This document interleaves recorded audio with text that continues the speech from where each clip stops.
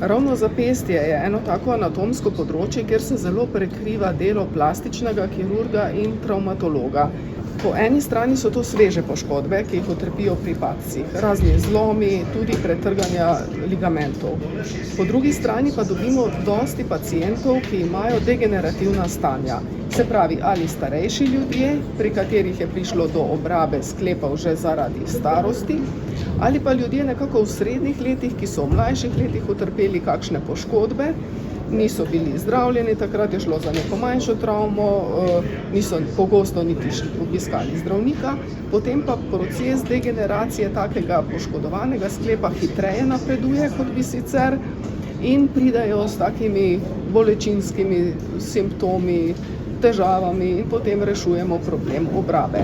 Ko pride pacient v ambulanto, seveda najprej povprašamo, kakšne so težave, s čim se ukvarja, kako ga to ovira. Sledi diagnostika, najprej natančen pregled pacienta. Slikovna diagnostika je zelo pomembna. Poleg rentgena danes, kar se tiče zapestja, zelo pogosto se poslužujemo magnetno-resonančnega slikanja, ki nam daje veliko podatkov o teh mehkotkivnih poškodbah ali pa degeneracijah. Ko pa imamo celotno sliko, potem pa se odločimo glede nadaljnjega zdravljenja. Ali konzervativno ali najprej operativno.